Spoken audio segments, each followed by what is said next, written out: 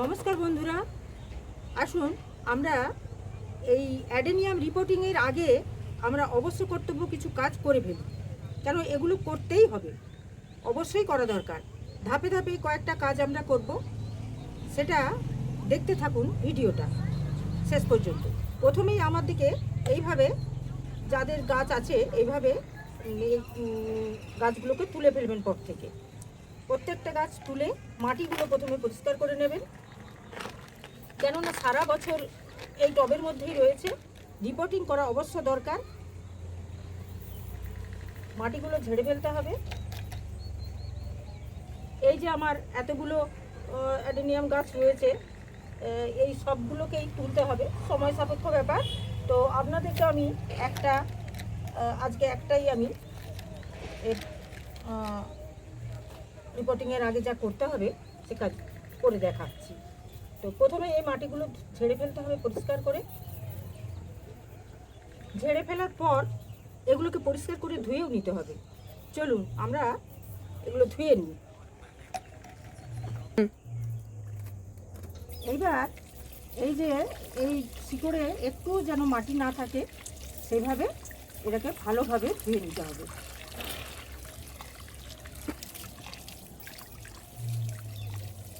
ভালো করে পরিষ্কার করে পুরানো মাটিগুলোকে ধুয়ে দিতে হবে।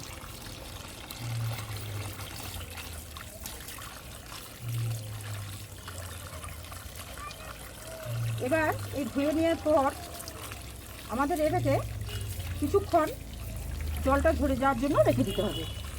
এখন এটাকে কিছুক্ষণ রেখে দেব, আধ ঘন্টার মতো।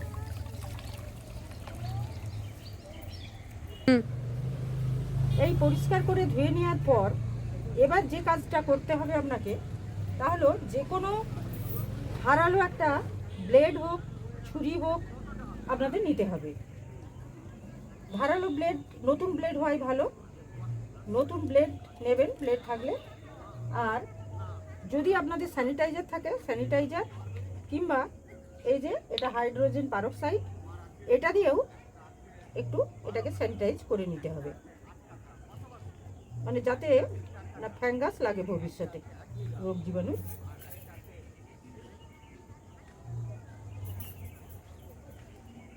এবার এই ধারালো ব্লেড দিয়ে এই যে এটা এতটা মাটির নিচে ছিল, এবার যদি এটা এই পর্যন্ত থাকে তাহলে ভালো, নাহলে এটার একটু নিচে এত শিকড় আছে, আপনি যতটা শিকড় রাখবেন রেখে বাকিটা আপনাকে কেটে দিতে হবে। যে পর্যন্ত আপনি মাটির নিচে ওপরে রাখবেন এগুলো ধারালো ধারালো কিছু দিয়ে এগুলো পরিষ্কার করে নিতে হবে। তো আমি এখানে শিকড়গুলো আমি একটু রেখে আমি একটু নিচে থেকে এটা বসাবো, তাই আমি যে পর্যন্ত এগুলো বসাবো সেগুলো শিকড়গুলো কেটে নিচ্ছি এখন।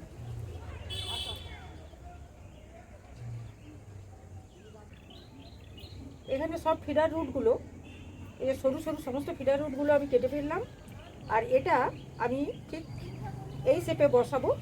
এবার আপনাদের ইচ্ছে মতো আপনারা শেপ দেবেন, যে শিকড়গুলো রাখার মনে হবে মোটা শিকড়গুলো সেগুলো রাখবেন, নাহলে পরিষ্কার করে কেটে ফেলবেন।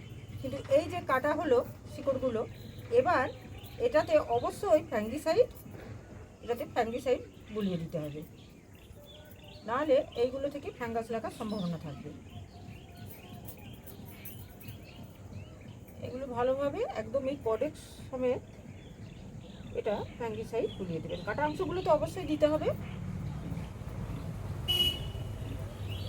কাটা অংশগুলোতে অবশ্যই ফ্যাঙ্গিসাইড দিতে হবে।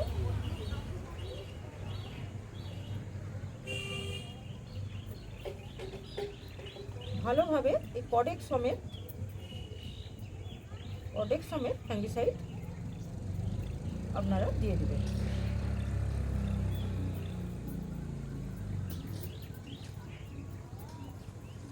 যতটা রাখবার, কেননা প্রত্যেক বছর এটা না তুললে এতে যদি কোনো শিকড়ে পচন ধরে সেগুলো বোঝা যাবে না যদি না তোলা হয়। এবার শিকড়ে যদি পচন ধরে সেইগুলোকে অবশ্যই এই সময় অবশ্যই সেই শিকড়গুলো কেটে বাদ দিতে হবে।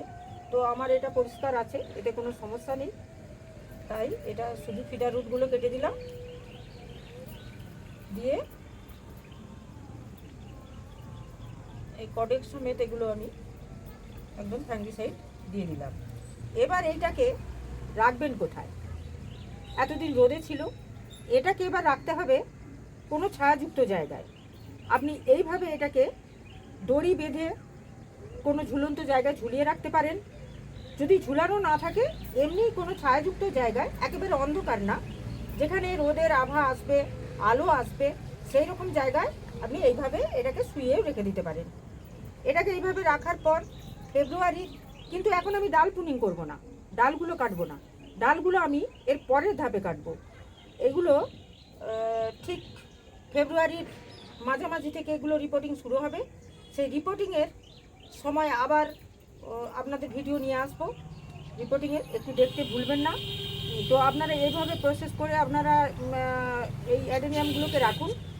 তাতে কী হবে, এর যে প্রোডাক্টসগুলো, এগুলো কোথাও যদি পছন্দ ধরে সেগুলো আরও শুকনো হবে, সেগুলো বোঝা যাবে। এইভাবে রেখে দেওয়ার পর এগুলোকে রিপোর্টিং করতে হবে। তাহলে আজকের ভিডিও এই পর্যন্তই। আমার পরবর্তী রিপোর্টিংয়ের ভিডিও দেখতে ভুলবেন না। নমস্কার।